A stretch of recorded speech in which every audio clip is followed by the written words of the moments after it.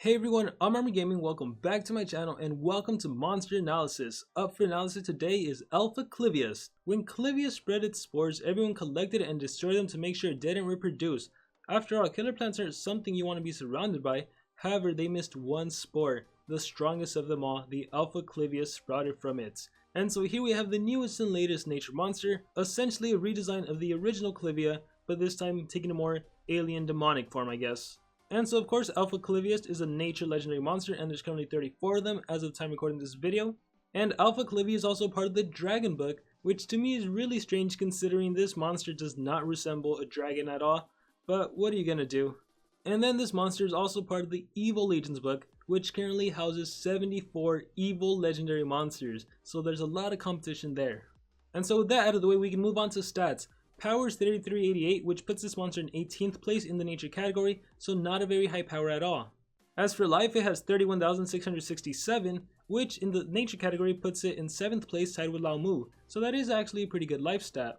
And as for the speed stat of 3421, in the nature category this would place this monster tied for 15th place along with other monsters like Alcis's Pet, Aldino Volador, and Borjorg. But I also want to say that even though it's tied for 15th place, the speed stat itself, 3421, it's actually the 6th highest in the nature category. It just so happens that there are so many fast nature monsters with 3432 speed, 3465, 3476 especially. So even though I said tied for 15th place, do not think that this monster is slow whatsoever. So in a quick summary, the power stat is disappointing, the life stat is great, and the speed stat is pretty darn good. But unfortunately, one not so good thing about this monster is the trait, immune to poison.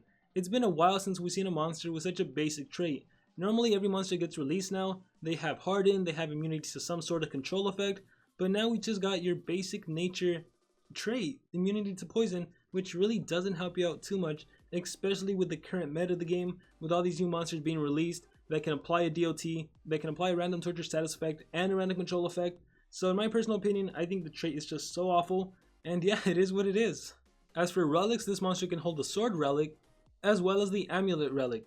And so with that said, we can move on over and talk about skills, starting things off with the ultimate skill, Uncontrollable Pollen. Deals very heavy nature damage to all enemies, applies possession to all enemies, 50 nature based damage to all enemy monsters, as well as an AoE possession. And honestly, there's not too much to say about this ultimate. It's pretty good, it's not amazing, but it is pretty good. It deals a nice amount of damage, 50. You know, normally ultimates are like 70 and above, but hey, in this case I'll take 50 because aside from dealing damage, it also gives you the chance to possess all of the enemy monsters. So they happen to survive, well then they'll be under your control, and then they're gonna attack themselves essentially. And so it's a pretty good ultimate. Skills group 1 in my opinion has nothing worth mentioning, so on to skills group 2 we go. Paralyzing Venom. Deals heavy nature damage to one enemy, applies poison and stun to one enemy, requires cooldown. 50 damage, 29 stamina cost, 3 turn cooldown. You will also poison the enemy monster for 4 turns, which reduces their life by 10% and their damage output by 20%, and you'll also immobilize the enemy monster by means of stunning them. And so it's definitely a pretty good skill, one you might consider running. On to skills group 2 we have Absorb Nutrients. Deals very heavy nature damage to one enemy, gains as much life as damage dealt, requires cooldown. 55 damage, 31 stamina cost, 1 turn cooldown, and it's 100% life steal. So if you deal 20k damage, you recover 20k life.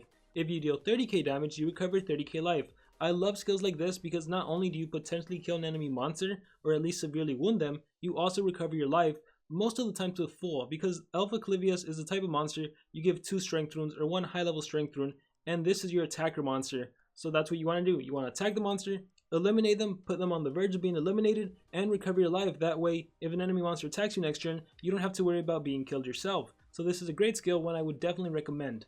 Inject Toxins is the next skill. Target will die after 3 turns, requires cooldown, costs 27 stamina, 2 turn cooldown, and it's a delayed kill. You know, this is the ultimate that Metalhead has essentially, but in skill form, and honestly I don't think this skill is worth it if you do want to run it.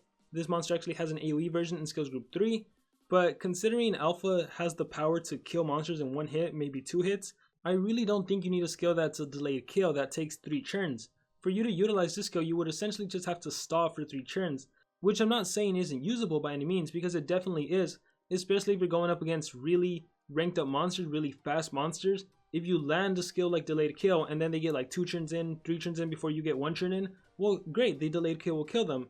However, most of the time you're not in that situation, but again, you do have the option of running the skill if you so wish to. Not Inject Toxins however, but the one from skills group 3. And so with that said, let's move on over to skills group 3, Venom Spread. Deals heavy nature damage to all enemies, applies poison and stun to all enemies, requires cooldown. Here we have a 45 nature based AoE, 43 stamina cost, 3 turn cooldown, it poisons the enemy monsters and it stuns the enemy monsters. Didn't I tell you that all of these new monsters are having both a control status effect and a torture status effect? You poison and you stun. What more can you ask for? It's really great. Honestly, the thing about this monster is that the skill set is actually really great. The only lackluster thing about the monster turned out to be the power stat, because when I first saw this monster, when everyone saw this monster, the skills really do blow you away, but then that power stat, it's just like, it's an insult to this monster. We really wish it could have been more, because this monster definitely had the chance to be a killer, and I'm not saying it doesn't, because let's take a look at the next skill. Red Chlorophyll deals massive special damage to one enemy, gains as much life as damage dealt, requires cooldown, 70 damage, and it's special based, costs 33 stamina, costs 2 turn cooldown, 70 damage. So this monster can AoE stun and poison, 70 damage special base and recover life, 55 nature based and recover life. Like seriously, that is a really great skill set. And as for the last skill, Toxic Spores, all targets will die after 3 turns, requires cooldown. 42 stamina cost, deals no damage, 3 turn cooldown. And so as you can tell, Alpha is definitely an attacker, but she also has the option of doing a delayed kill. And we're starting to see this a lot more. The Inheritor is also an attacker, but he also has AoE possession. The new Titan monster is also an attacker who also has an AoE possession, and now we have another attacker in the nature category who doesn't have AoE possession but instead has AoE delayed kill, and it comes with the AoE stun and poison. So the skill set is definitely really good. The only lackluster thing about this monster, well actually there's two. One is the trait, which is just super awful, and then the power stat, 3388. And so actually I do want to say something about the power stat. See, the thing about the game is that the game favors skill, individual skill power output more than the power stat. And I'm talking about these right here, the damage, the 40, the 70 especially. So this monster was 70 damage, and this low power stat of 3388, if you give him no strength runes, he would actually deal 9,960 damage. So that's pretty significant, right? Because if we take a monster like Kai the Eradicator, with his incredible 3663 power, let's suppose he had a 65 damage skill, he would only deal 9,099, so only 39 more damage than Alpha Cliviast with that huge difference in power. So that's something to keep in mind, and especially for this monster where, like, I think our bias plays a huge part in thinking this monster isn't good, because we see that low power and we're like, oh, you're terrible. Not necessarily. Well, just in terms of Red Chlorophyll, just in terms of this skill, like, it's as strong as monsters that have a power of 3575 and a 65 damage skill. Actually, let me calculate that. Yeah, actually, it's quite funny. So a monster that has a power of 3575, and I'm using Mega Ostium because he's the first one to come in mind, with a skill that dealt 65 damage. I don't think Mega Ostium actually has any 65 damage skills, but if he did, it would only deal 9,759. So Alpha Cliviast with this skill, Red Chlorophyll, and the low power would actually be stronger. So that's something to take into consideration. And with that said, the best skill set for this monster, in my opinion, would be Red Chlorophyll, Venom Spread, Absorb Nutrients, and then you have the option of doing Paralyzing Venom or Toxic Spores. And I think Paralyzing Venom is the more obvious choice because it still deals a nice amount of damage, especially if you're going to be running Strength on this monster, and you also poison and you stun. Whereas Toxic Spores, this won't come in handy that often unless you're in a situation where you need to stall. And I mean, against nature monsters, they are quite healy, I guess if that's where they heal a lot. They can be quite tanky, so potentially Toxic Spores may come in handy. And also against earth monsters, they're also quite tanky. They put up a lot of shields, they can recover life. So it's just something to consider. As for runes for this monster, you have a good amount of options. You can run the rainbow build on this monster, a life, a speed, and a strength. Specifically because of all the lifesteal skills, like this monster could be really hard to kill. And at the same time, you don't really need the life because you already have a tanky life at 31k, 31,667. In which case, pretty much whenever you do Absorb Nutrients or Red Chlorophyll, you're gonna be recovering your life all the way to max. So in that case, just do 2 strength and a speed, 2 strength and a team speed.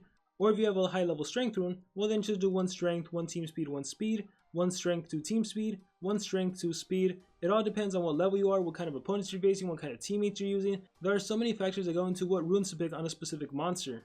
So you ultimately have to look at your profile, look at your monsters, and decide for yourselves. With that being said, that is going to conclude my analysis on Alpha Cliviast.